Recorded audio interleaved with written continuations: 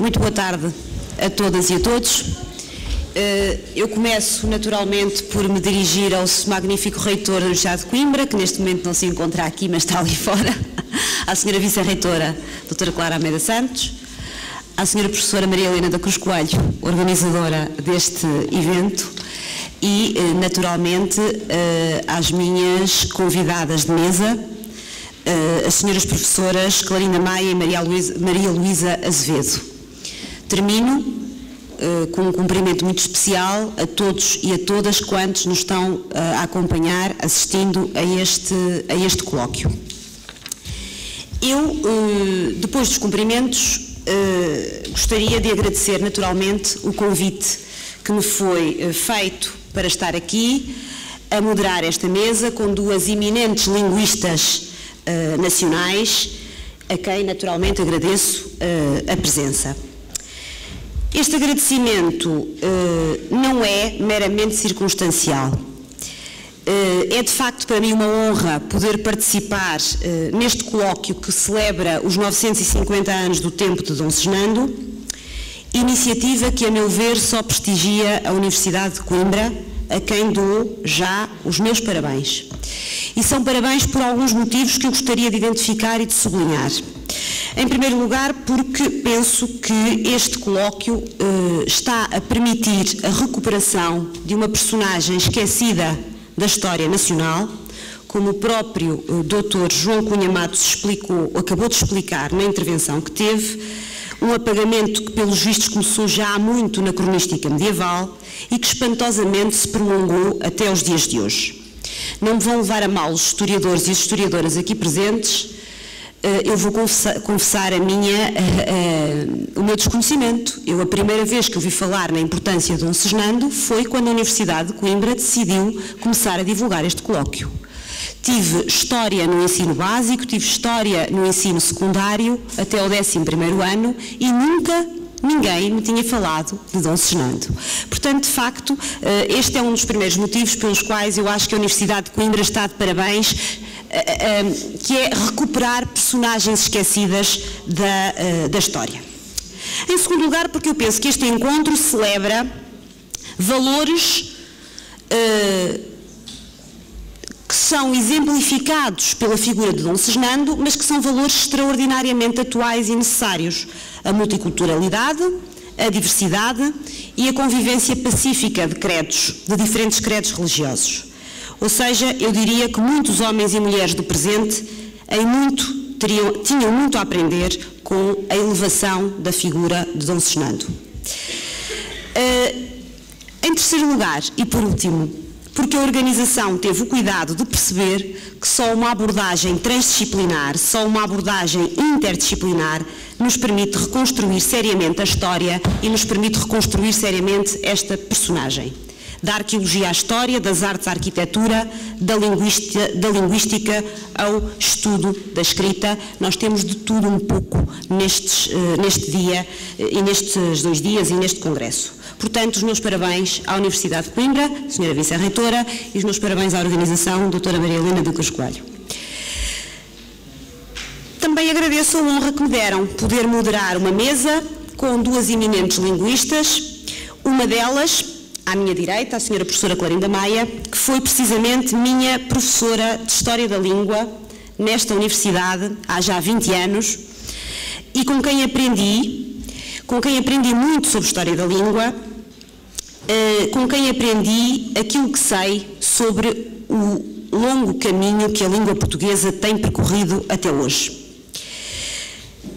Penso que ambas dispensam apresentações, qualquer uma delas é muito mais conhecida do que eu não me apresentei, mas passo a fazer o que é da praxe. A professora Clarinda Maia é professora catedrática de Linguística Portuguesa da Universidade de Coimbra, investigadora do Centro de Linguística Geral e Aplicada, do CELGA, da Faculdade de Letras, e desenvolveu uma extensa atividade docente, não só na Universidade de Coimbra, mas Lecionou, ministrou, orientou inúmeros seminários em universidades espanholas e universidades fora da Europa, bem como muitos projetos de investigação. Tem proferido várias conferências, várias palestras em Espanha, Alemanha, Áustria, Finlândia, Brasil e é naturalmente autora de um extenso conjunto de artigos, de ensaios e de livros que qualquer um de nós pode consultar, porque está disponível online, dos quais eu me permito selecionar, e a senhora professora vai-me perdoar a seleção, mas seleciono os 3 últimos, juntamente com as colegas Graça Rio Torto e Ana Cristina Macário Lopes, a Revista Portuguesa de Filologia. Em 2002, o galego visto pelos filólogos e linguistas portugueses e, em 97, a História do galego ao português, Estado linguístico da questão. As suas principais linhas de investigação são a linguística histórica, a história da língua portuguesa, a sociolinguística, a dialectologia e a temática das línguas em contacto. A professora Maria Luísa Marques de Azevedo é também doutorada em Linguística Portuguesa pela Universidade de Coimbra e trabalha atualmente, é professora na Escola Secundária Jaime Cortesão e tem um rico percurso de investigação e de produção científica, precisamente num dos temas que interessa a este colóquio, que tem a ver com as influências moçárabes do português, na língua portuguesa. Tem realizado conferências e comunicações em diversos locais, precisamente sobre os moçárabes, e eu permito-me realçar o tema de uma conferência que deu em 2008, promovido pela Sevelha de Coimbra, que tem precisamente o título Coimbra Moçárabe, capital de um condado multicultural. Peço desculpa às minhas convidadas o facto de ter sido tão sintética, mas eu penso que as pessoas que aqui estão à espera das vossas intervenções e, portanto, passo a palavra à senhora professora Clarinda Maia.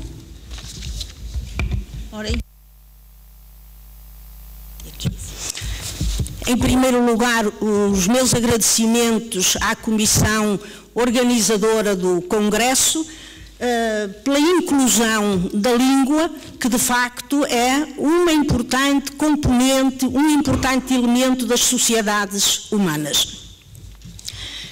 O título da minha conferência, que se enquadra nesse âmbito geral previsto, é o seguinte: a invasão árabe, a reconquista, consequências na história linguística peninsular.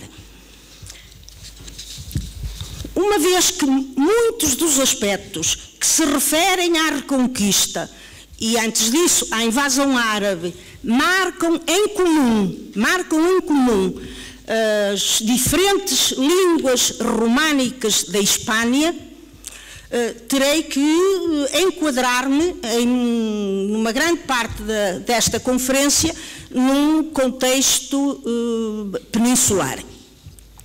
De qualquer forma, o meu olhar preferencial incidirá sobre o Ocidente Hispânico e, de maneira muito particular, na região em que nos encontramos agora fisicamente, a cidade e a região de Coimbra.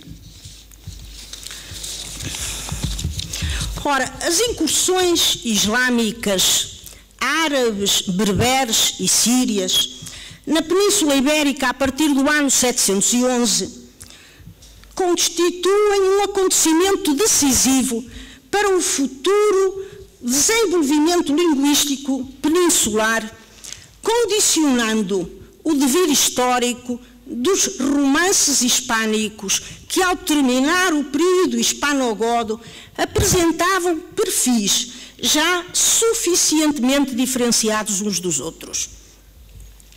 A partir de então, a história linguística deste domínio do Ocidente Europeu singulariza-se em relação aos restantes territórios da România, quer pela exposição direta a uma interferência do árabe, quer pela profunda alteração da configuração linguística peninsular que o processo da reconquista imprimiu ao território, a tal ponto que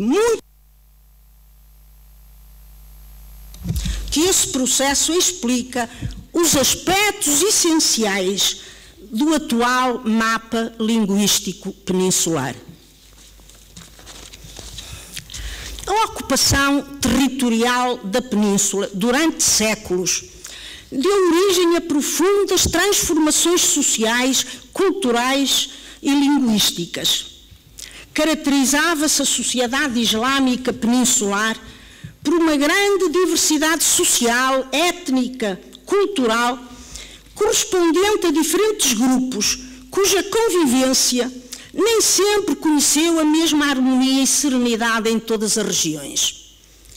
Além dos grupos dominantes de árabes e sírios, existiam os berberes, os hispanogodos convertidos ao islamismo, os muladis, os hispanogodos aculturados mas cristãos, os moçárabes e os judeus. A partir desse convívio cotidiano entre os vários grupos, criam-se condições variadas para distintas e complexas situações de contactos de línguas, de que destacaremos os contactos entre os falantes de dialetos românicos, que continuaram a falar-se durante algum tempo no Al-Andalus, e os falantes de dialetos árabes e berberes, embora seja presumível que estes últimos, ao entrar na península, já estavam, em grande parte, em vias de se tornarem bilíngues de berber e árabe, dada a submissão política ao mundo árabe. Essas línguas, o berber e o árabe, em que os berberes eram bilíngues, sob o ponto de vista da sua tipologia, enquadram-se em diferentes famílias. São línguas de famílias diferentes, sendo o berber uma língua camítica e o árabe uma língua semítica. Por outro lado, na sociedade muçulmana do Al-Andalus, manifestavam-se também diferentes situações de diglossia. Para os que não são da área da linguística, posso dar assim uma ideia rápida deste conceito. O bilinguismo pode ou não ser acompanhado de diglossia. A diglossia existe quando numa comunidade há uma repartição funcional de duas variedades ou mais, ou de dois idiomas ou mais, sendo, por exemplo, uma variedade ou uma língua reservada às funções altas da comunicação, a língua escrita, a língua da cultura, e a outra às chamadas variedades baixas da comunicação, o uso cotidiano, familiar, etc. Portanto, além das situações de bilinguismo, existiam na Península Ibérica, disse eu, diferentes situações de diglossia, aliás, variáveis de acordo com os grupos étnicos e as épocas que se tenham em apreço. Dessas várias situações, destacamos aquelas em que estavam imersos os moçárabes, que além dos seus dialetos românicos, usados na comunicação familiar, recorriam ao latim como língua de cultura e língua da liturgia, tendo-se mais tarde o árabe imposto como língua de cultura dessas comunidades moçárabes. Esses dialetos foram tradicionalmente designados como moçárabes, mas essa denominação tem recebido críticas nos últimos anos, de especialistas em estudos árabes, tendo sido proposta a sua substituição por Roman Andalusi, o autor é espanhol, ou seja, o romance do Al-Andalus. Sendo inicialmente dialetos primários que representavam um prolongamento da situação precedente do período hispano-godo, em virtude do contacto com os dialetos árabes e berberes e do bilinguismo dos seus falantes, sofreram a transferência de muitos elementos do árabe, arabizando-se e verificando-se também a interferência do romance no árabe peninsular. O uso cada vez mais restringido desses dialetos à comunicação familiar, em virtude da repartição funcional de idiomas que atrás evocamos, e a situação dominante do árabe, e mais tarde a sobreposição dos dialetos nortenhos no seu avanço reconquistador, conduziram à sua desnaturalização. Embora alguns autores lhe atribuam um papel significativo na configuração dos novos dialetos que vão gerar-se no centro e no sul do país ou da Hispânia em geral. Mas esses dialetos, enquanto tais, enquanto dialetos primários, esses dialetos extinguem-se, acompanhando a dissolução cultural e étnica das comunidades que os usavam. Sobrevivências desses dialetos são as formas léxicas e toponímicas que se mantiveram em zonas onde existiam importantes focos de moçarabismo, como, por exemplo, a cidade e a região conimbricense, o Algarve, etc. Essas formas, transmitidas oralmente de geração em geração, apresentam configurações fonéticas próprias desses dialetos. A essas sobrevivências será feita especial referência pela minha colega de mesa, a doutora Luísa Azevedo. Sendo bilíngues, os moçárabes desempenharam um importante papel como transmissores de arabismos diretos para os dialetos dos reinos cristãos do norte. Num primeiro momento, através dos moçárabes que emigraram para o norte peninsular. E mais tarde, à medida que esses dialetos nortenhos empreendem a sua expansão para sul, através dos contactos estabelecidos. Arabismos diretos são também os que resultam do contacto dos reconquistadores com os árabes e mouros que permaneceram em território peninsular após a Reconquista. No caso do território português, os mouros mantiveram-se mesmo depois da ordem da expulsão em 1496, havendo notícias da sua presença pelo menos até ao século XVII. Tendo os arabismos que por essa via se transmitiram um caráter regional, correspondendo à região sul de Portugal.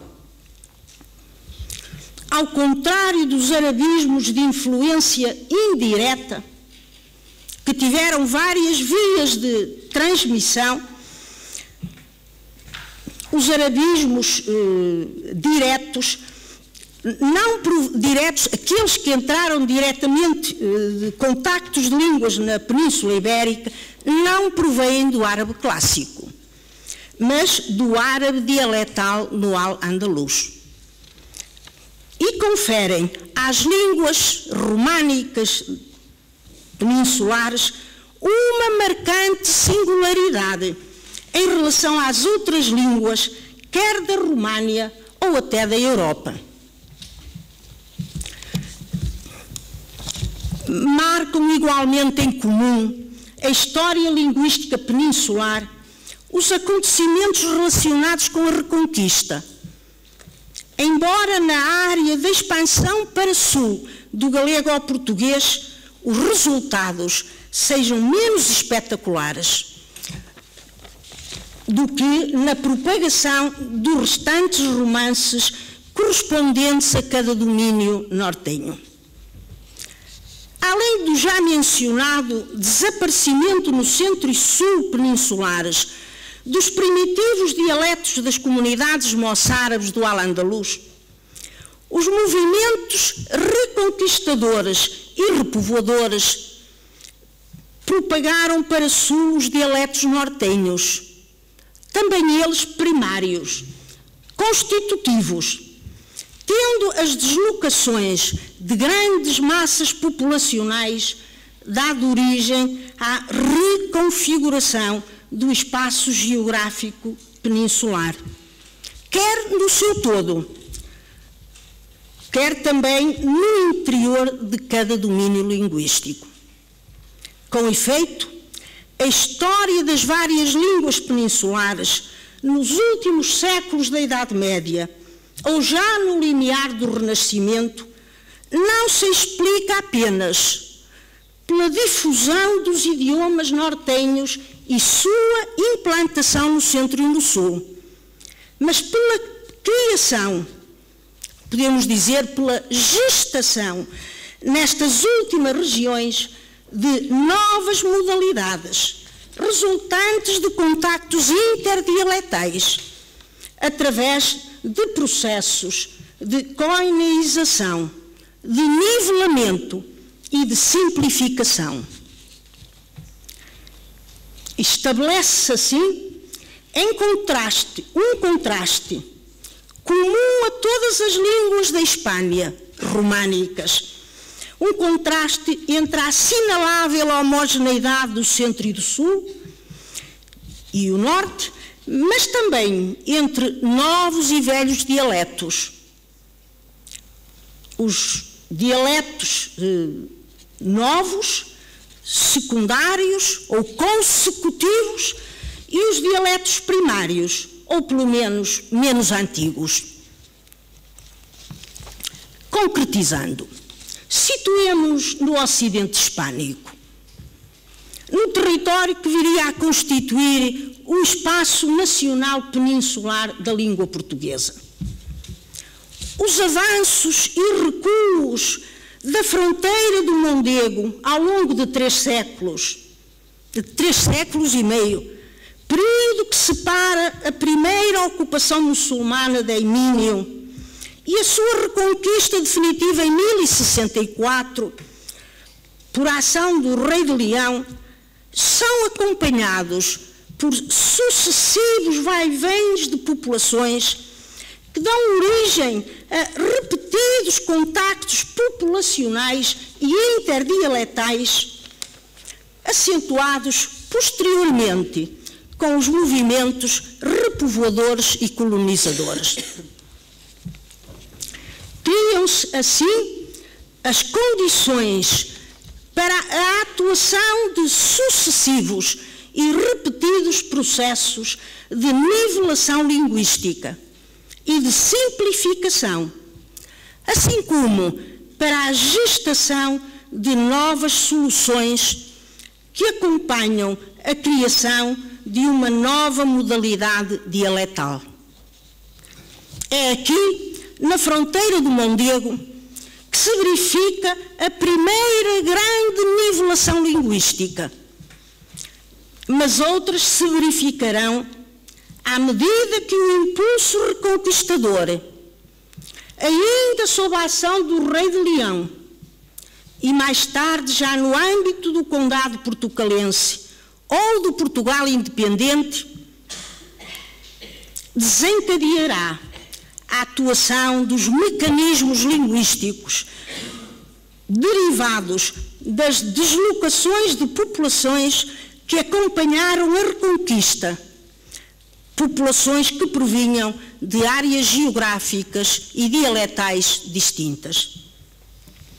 Assim se criaram as modalidades regionais do português, sobretudo as modalidades centrais e meridionais, acentuadamente niveladas e homogéneas e, em geral, caracterizadas por soluções inovadoras, não só no plano fonético, mas também no que se refere a usos lexicais diversificados. Conveniente e talvez necessário é ainda pôr em destaque que a independência de Portugal não teve apenas consequências no plano político e territorial, mas representou também a diferenciação em relação à sua matriz originária, nortenha, galego-portuguesa, a expansão de Portugal independente para sul e a conquista da grande cidade moçárabe de Lisboa em 1147 terão uma importância decisiva para o futuro linguístico do território.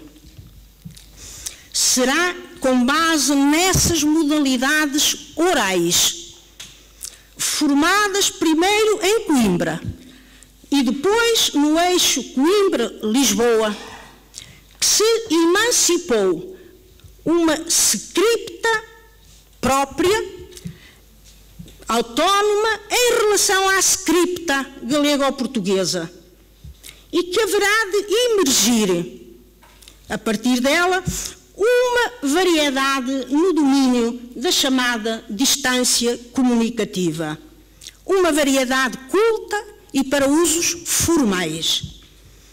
Variedade essa que, pela conjugação de circunstâncias extralinguísticas várias, constituirá a base da norma standard do português que a Universidade em que estamos situados e a que pertencemos, muitos ou quase todos, que a Universidade de Coimbra haverá de muito intensamente contribuir para a sua difusão e aceitação. Tenho dito.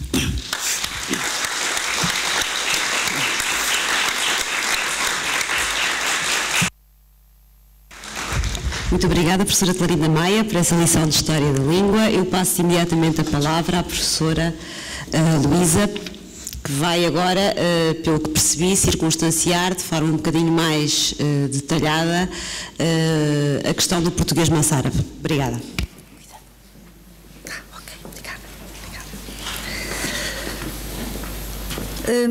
Boa tarde a todos. Começo por saudar a reitoria, as pessoas do Sr. Reitor e da Sra. Vice-Reitora, agradecer o convite que me foi dirigido, que me chegou através da doutora Leotina Ventura, aproveitar para saudar também a doutora Helena Cruz Coelho e, igualmente, a doutora Clarinda Maia e a doutora Teresa Peixinho, que tão favoravelmente me apresentou. Como já foi dito, eu vou então falar um bocadinho sobre a toponímia moçárabe de Coimbra, e quando eu falo em Coimbra, não falo em Coimbra cidade, falo em Coimbra região. Portanto, abordarei alguns nomes de lugar, não só do concelho de Coimbra, mas também dos concelhos limítrofes. Galmés de Fuentes queixava-se em 1983 de que havia um importante dialeto moçárabe, uma população moçárabe em Coimbra e em Saragoça, e dizia ele que de Coimbra não existem dados que nos permitam estudar o seu dialeto. Seguindo aqui a sugestão de um geógrafo alemão, Gerhard Rolfs, se lançarmos mão da toponímia, vamos conseguir recuperar muitos dos nomes que são difíceis de encontrar, muitas vezes porque os documentos antigos escasseiam ou são de difícil consulta. Optei, portanto, por, aproveitando o facto de Coimbra e a sua região terem uma população moçárabe, terem tido uma população moçárabe muito considerável, isso fez com que sobrevivessem muitos topónimos de configuração tipicamente moçárabe. E quando eu falo em topónimos, refiro-me sobretudo à toponímia menor. Porquê? Porque a toponímia menor está mais resguardada, está menos exposta, portanto sofre menos influência da normativa e, portanto, acaba por manter em si alguns traços linguísticos desse dialeto moçárabe coimbrão. Falando em traços linguísticos, apresento-vos apenas os traços linguísticos caracterizadores dos nomes de lugar que resolvi trazer-vos. Foi uma escolha difícil, porque são muitos e o tempo é pouco. Alguns desses traços são, portanto, o enfraquecimento ou até mesmo a queda, a chamada apócope da vogal final, seu enfraquecimento ou a sua queda. O desenvolvimento de uma vogal entre consoantes, cujo nome técnico é anaptix, a conservação do N e do L simples latinos intervocálicos, como é sabido no galego-português, caíram, a manutenção das consoantes surdas intervocálicas, que se sonorizaram no galego-português, depois o X, a africada palatal surda, como resultado de CE latino. Depois disso, há alguns condicionamentos de nomes de origem latina pela fonética árabe, nomeadamente a passagem do A tónico a E ou a I, a chamada imela, a palatalização GG e a substituição de P por B em posição forte. Por último, algumas interinfluências morfológicas, dois tipos de aglutinação. A aglutinação do artigo árabe al, muitas vezes já sem o L, apenas o A sobrevivente desse al, e do nasab. O nasab é o elemento que designa filiação, portanto, o asab, narab, ibn ou ben, é um antropónimo, isto é um nome próprio românico. O primeiro topónimo que aqui vos trago é um topónimo, são dois, aliás, um em Coimbra e outro em Montemoro Velho. É a brunheira, derivado da brunho, do latim malum pruno, onde sobrevive então o tal A, do artigo árabe al, e onde é possível ver a tal substituição do P por B em posição forte. A lagoa, temos 3 alagoas, uma em Cantanhede, outra em Miranda, em Montemoro Velho, perdão, outra em Penacova, uma Alagoas em Miranda do Corvo e um Val da Alagoa em Penacova. São derivados do latim lacuna e apresentam a tal aglutinação de A do artigo árabe. Em Condeixa temos um nome interessante, Alcabidec, digamos que é o herdeiro de uma expressão latina, caput aquae, que era o termo para designar a arca d'água, a mãe d'água, portanto Alcabidec fornecia, abastecia Conímbriga de água. E eu socorro-me aqui das palavras de Joseph Pil, que diz que se trata de um curioso exemplo de transformação, que sofreu uma expressão latina ao ser adotada por uma população de língua árabe, que não só alterou o A tónico de aqua em E, tal imela, e conservou o caráter surdo do Q, de aqua, não é? E além disso antepôs-lhe o artigo árabe. Temos aqui, trouxe-vos 3 abonações, uma do século X, Alcaptec, e 2 mais tardias dos séculos XII e XIII. Herculano de Carvalho considera que na base de almalaguês estará Malga, que aliás é um topónimo, onde também se vê a conservação do L simples. Diz-nos ele, Herculano de Carvalho, que se tratava de um assentamento de povoadores moçárabes provenientes de alguma Málaga, dizia ele, uma Málaga provavelmente andaluza, não é? Que quiseram perpetuar. Em Coimbra, a zona da Alpendurada, onde se situa a ladeira das Alpenduradas, quem é de Coimbra conhece e sabe que se trata de uma ladeira bastante íngreme. São derivados do latim pendere, pender, exatamente por causa da inclinação, e vê-se aí então a aglutinação do árabe al, do artigo árabe al, e a tal anaptix, isto é, o desenvolvimento da tal vogal entre consoantes, reforçada pela analogia com pendurado. Alvalade é um nome que neste momento desapareceu da toponímia, mas é um nome antigo que eu resolvi trazer porque é muito interessante. É um nome que se documenta a partir do século X, não é? Na base dele estará o latim Palatium, com influência, aqui estão as influências do árabe, não é? Com a influência do árabe chão, al-balat. Aqui temos a aglutinação do artigo árabe al, a tal substituição de P por B em posição forte, B esse que depois se fricatizou em V, não é? O B, V, e o enfraquecimento da vogal final, portanto o U de Palatium acabou por redundar num E, em alvalade. Pronto. Relativamente à semântica, Palatium não teria possivelmente o sentido clássico de palácio, mas referir-se-ia a uma residência senhorial, a uma casa de campo de um senhor rico, possivelmente.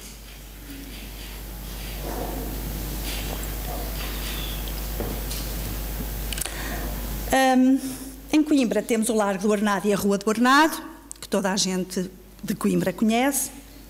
E depois, em Cantanhede temos um arneirinho, um arneiro em Coimbra, em Montemor e em Condeixa, arneiro do Cepo em Montemor, arneiro do Tecelão em Cantanhede, arneiros em Cantanhede, Miranda do Corvo e Montemor, e Val dos Arneiros em Poiares, Vila Nova de Poiares. São nomes que radicam no latim arena e que conservam o N latino intervocálico.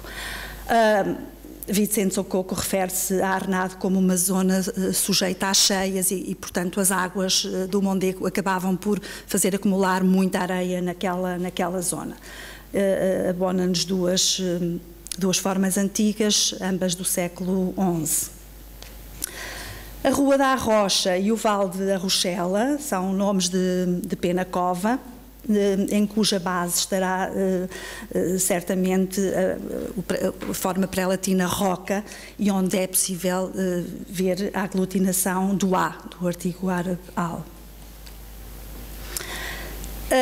Herculano de Carvalho não explica a etimologia da safarge, eu também não a consegui encontrar, mas ele considera este nome de conformação tipicamente moçárabe. Talvez pelo A, talvez por aquela vogal tónica branda, não é? Aquele abrandamento. E juntamente com o açafarge, ele fala-nos também em Bendafé, o nome de Condeixa, e de Cernache, que eu trago aqui com um ponto de interrogação, talvez do latim cernuato, inclinado, não sei. A Talhada e a Serra da Talhada são nomes de Penacova.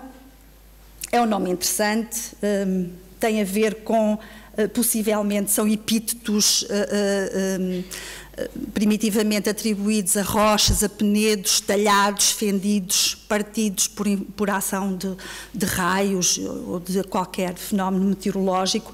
Aliás, como acontece, por exemplo, em Freita e Freitas, que significa exatamente fracta, que vem de fracta, partido, não é? Atribuído a serras, pedras fractas, portanto, pedras, penedos, partidos. A sua base é o latim italiare, Itália, e vemos neles também a aglutinação do A, do artigo árabe al. O Brejo e a Quinta do Brejo são topónimos, toponímia menor de Coimbra, assentam no latim brago, que significa terreno improdutivo, não é? Que só produz alagadiço, pantanoso. É um nome que ilustra a imela, a tal passagem do A tónico a E, neste caso a E, e a palatalização GG, que aliás são fenómenos comuns a Beja e a Tejo. É o mesmo fenómeno precisamente. Em Coimbra temos Carapinheira da Serra, em Montemor o Velho, Carapetes e Carapinheira, e em Miranda do Corvo, Carapinhal. José Joaquim Nunes filia estes nomes em carpa, carapinos, uma espécie botânica, onde vemos o tal desenvolvimento da vogal entre consoantes. Em vez de carapinheira, temos carapinheira, não é? Supostamente não, supostamente não deveria estar ali. 3 nomes de Penacova, polémicos, não é? Chelo, cabeça de Chelo e Chelinho.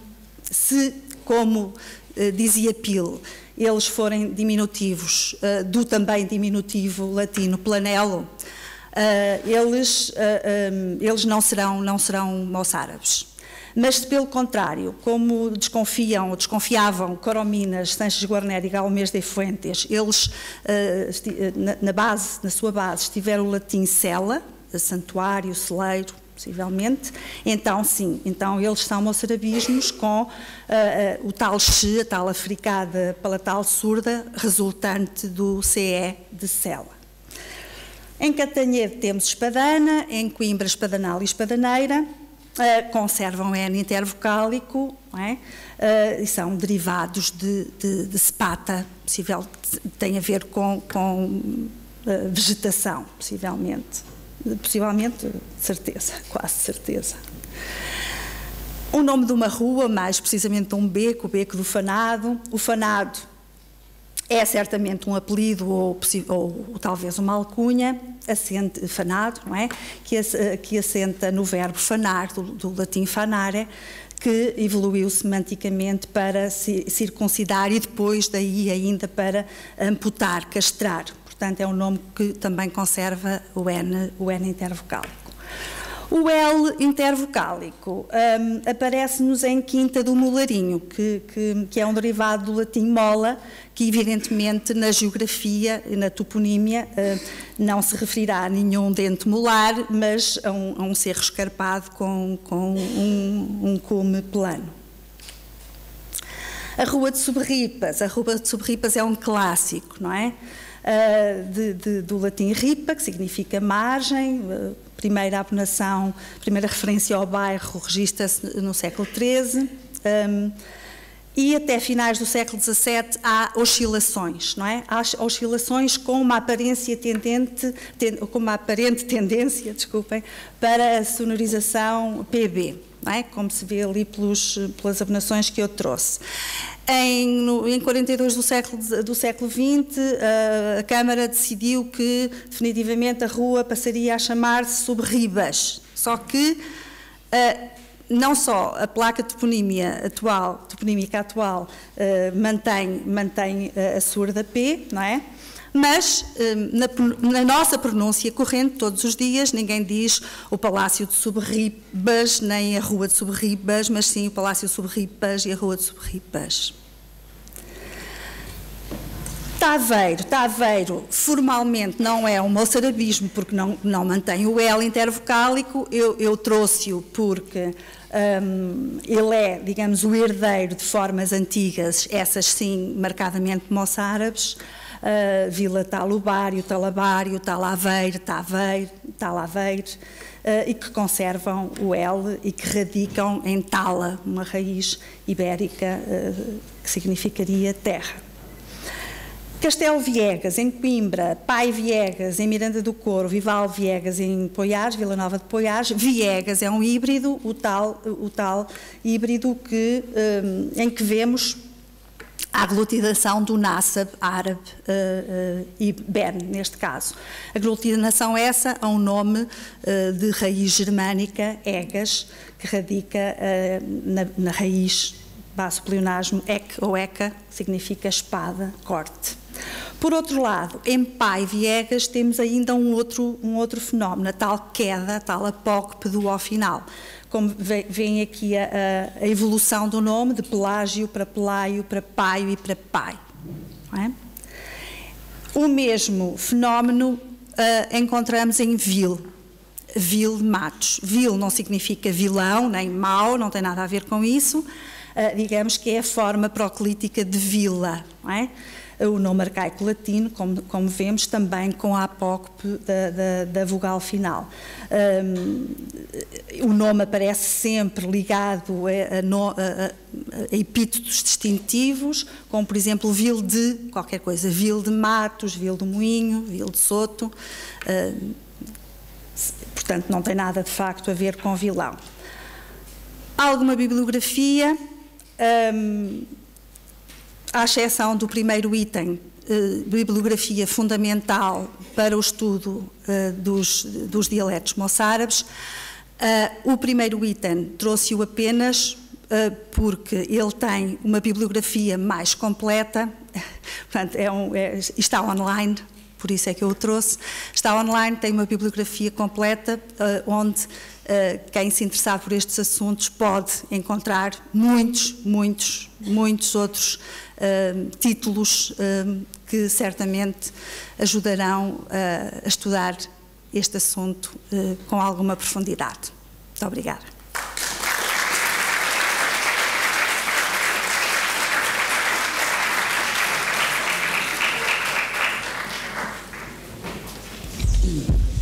Bem, muito obrigada, professora Luísa. Creio que estamos em condições, e com certeza haverá algumas dúvidas, até porque estas matérias da linguística não são propriamente acessíveis ao comum dos mortais. E, portanto, eu gostaria de abrir aqui um espaço de debate e saber quem é que quer interpelar alguma das professoras da mesa. Professor Alarcão, professor Jorge Alarcão, eu agradeço o microfone, por favor, um segundo, vem aí, aqui à frente. Já está. Muito obrigada. Eu, em primeiro lugar, queria contestar a sua própria afirmação de que estas questões de linguística não são acessíveis ao comum dos mortais. Olha, depende da maneira como são expostas. Eu dou-lhe a razão, mas acho muito interessante aquilo que disse. Realmente, as questões de linguística e, concretamente, as questões de toponímia são para ser tratadas pelos linguistas. Os senhores, ou as senhoras, neste caso, é que realmente sabem. Mas a verdade é que eu acho que estas questões de toponímia não se têm aberto o suficiente ao contributo que podem dar outras coisas. Bom, outras ciências, outras disciplinas, não é? E têm conduzido mesmo pessoas extraordinariamente competentes a erros muito grandes. Por exemplo, ninguém contesta a competência do professor Pile, de quem eu, aliás, fui aluno, não em matéria de linguística, porque o meu curso não foi de linguística, mas foi o meu professor de epigrafia latina. Bom, o professor Pile, por exemplo, explicava o nome de Boro, no norte, Serra de Boro, por um étimo germânico. Não é nada, porque nós temos uma inscrição de época romana dedicada a Varibus Buriquis, quer dizer, aos vares do monte Burium.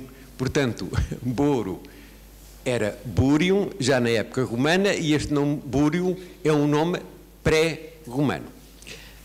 Por exemplo, numa revista da Faculdade de Letras, não revista de literatura, de linguística, mas de história, daqui a tempos foi publicado um artigo em que, enfim, a propósito de Nagozo, ou Nagozela, ali na região de Santa Combadão, o Tondela, se diz que isto é um topónimo árabe, de origem árabe. Não é nada de origem árabe, porque nós temos também uma inscrição da época romana que fala naquela região do castelo Nacoso. De maneira que Nagozo, Nagozela, deriva, mais uma vez, de um topónimo pré-romano. Bom, isto é só para dar um exemplo de que realmente há muitos problemas de linguística, em particular de toponímia, que exigem a contribuição de outras ciências. Bom, e, por exemplo, também me parece importante, e já para não falar de Taveiro, não é? Taveiro, porque na Beira Baixa são extremamente comuns os nomes pessoais da época romana, mantidos da época lusitânia, Talavos, não é? E, por exemplo, a ribeira de Taveiró é Tavabarió, que é diminutivo de Tavabário. Também era muito necessário que se desse atenção, por exemplo, aos aspectos geográficos, porque quando, no exemplo que deu de Shelbo, de onde deriva Shelbo? Shelbo poderá ser de planelo? Linguisticamente até pode, mas de planelo significa um plano, e se em Shelbo não há plano nenhum e é tudo montanhas, é evidente que a gente tem que procurar outro étimo, não é? De maneira que, quer dizer, eu acho que não... Evidentemente não é esta a ocasião, mas acho que seria extremamente interessante uma comunicação entre linguistas, entre geógrafos, entre arqueólogos, particularmente epigrafistas. Acho que daí poderia sair muita luz. E relativamente ao que disse a doutora Clarinda, de que no fundo foram dialetos do norte que avançaram para o sul e que foram, digamos assim, aculturando o sul.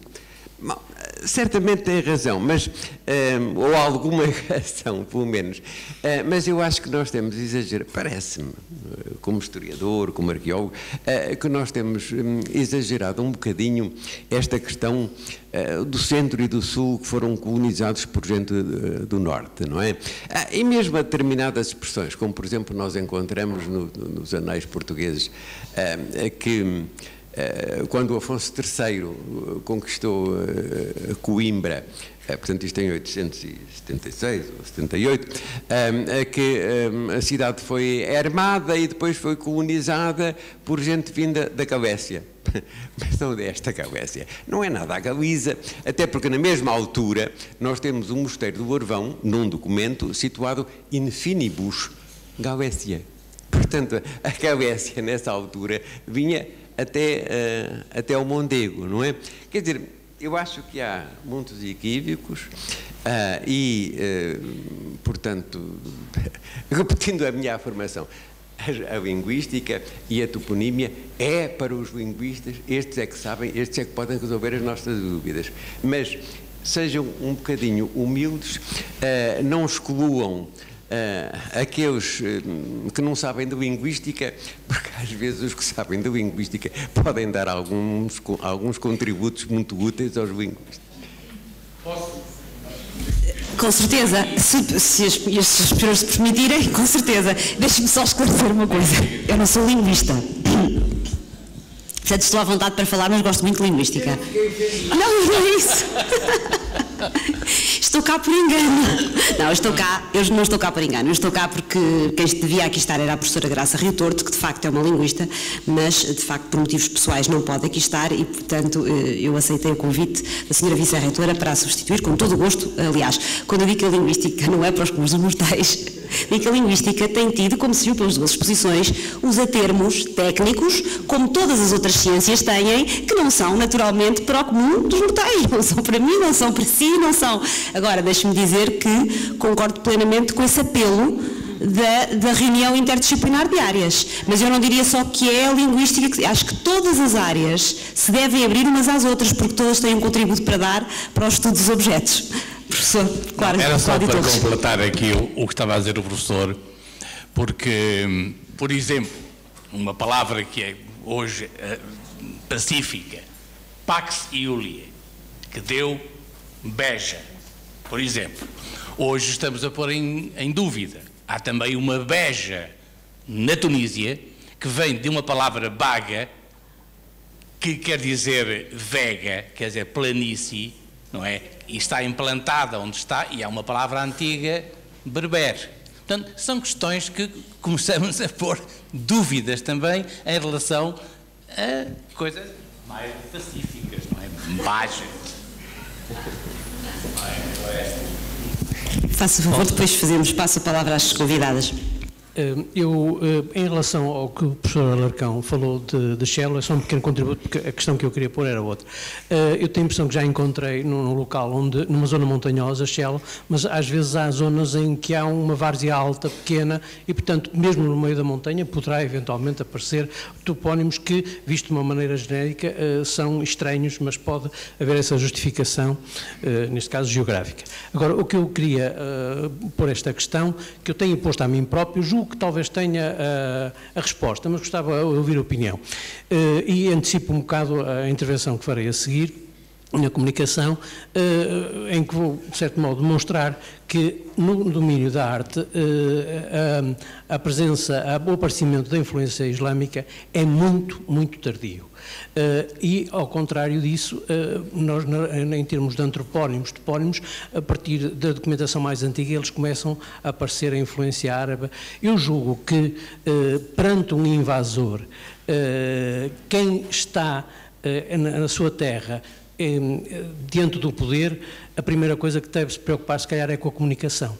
E talvez a própria linguística explica a prioridade que é dada nas fontes em relação a isso. Mas no que respeita à cultura material, e os arqueólogos podem confirmar ao nível das cerâmicas, é difícil identificar os níveis do século VIII, IX, porque de facto a continuidade é enorme e no que respeita à história, à arte também, e até com algumas surpresas, como posteriormente irão ver, porque foi surpresa também para mim aquilo que acabei por identificar. Portanto, é esse aspecto, há uma decalagem grande entre a certa celeridade com que a evolução linguística se dá, contrariamente em relação à cultura material. Muito bem, passo a palavra à professora Clorinda Maia. Professora Clorinda Maia. Eu não posso estar mais de acordo em que é necessária a cooperação e a colaboração interdisciplinares. Pois, a linguística, a língua, o estudo da língua beneficia muitíssimo com o estudo da história. Eu tenho necessidade de trabalhar com as obras históricas para perceber muito do que se passou com a história da língua. E se recuarmos para períodos mais remotos, naturalmente que a mesma ou maior cooperação é absolutamente necessária. Eu penso que é um trabalho que temos que fomentar em conjunto. A cooperação, não é? A cooperação entre áreas, a cooperação interdisciplinar, penso que é um trabalho a desenvolver, a fomentar. Cada um de nós, na perspectiva da sua área, pode dar aportações à outra disciplina e receber muita informação que pode ser o sustentáculo para interpretações muito sólidas, mais sólidas.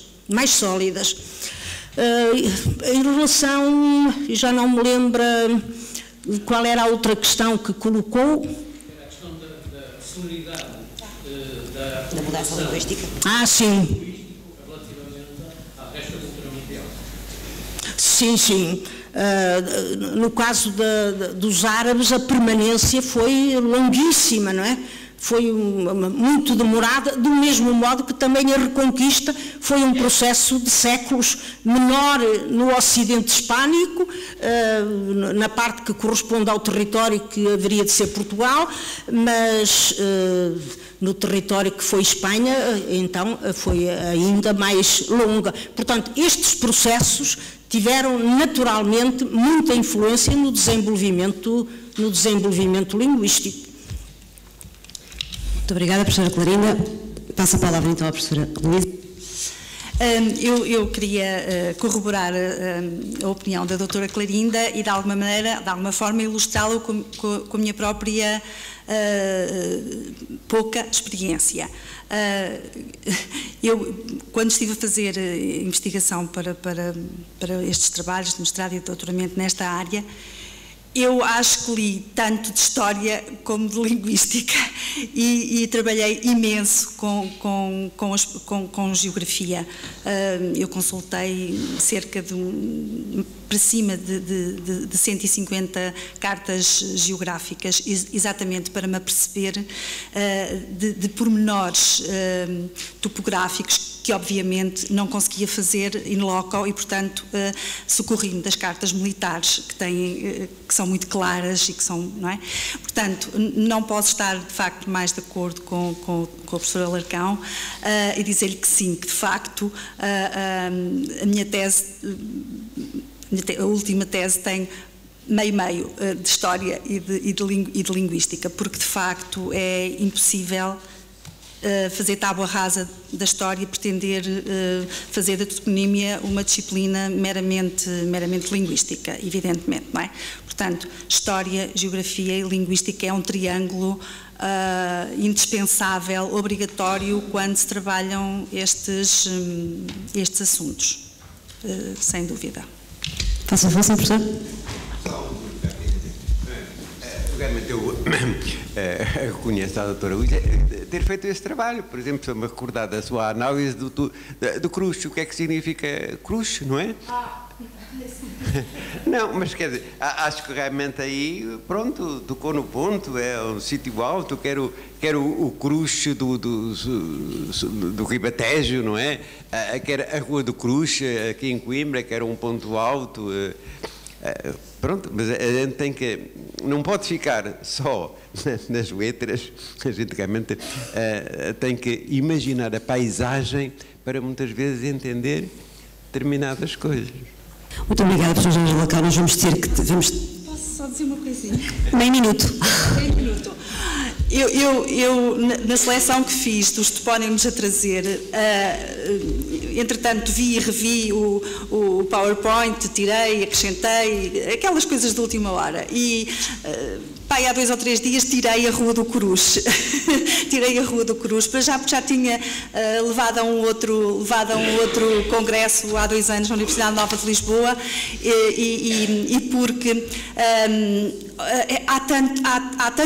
há uma nebulosa tão grande à volta da cruz, há tantas possibilidades, há tanta incerteza, não é? Há tantas hipóteses acerca dos cruces, da Rua do Cruxe, tudo isso, há imensa coisa que eu pensei, bom, eu tenho 20 minutos para falar e só isto dava para eu falar durante 20 minutos, portanto não vou levar a Rua do Cruxe para lá. Muito obrigada. Só para terminar, dizer que de facto é muito curioso, e a linguística tem uma tarefa ingrata, é que enquanto que o arqueólogo pode trazer para aqui fotografias fantásticas do Fórum Romano de Coimbra, e nós vivemos o Fórum Romano, não é? Os linguistas não podem trazer um holograma a falar moçárabe, não conseguem. Por enquanto, obrigada, foi uma excelente sessão.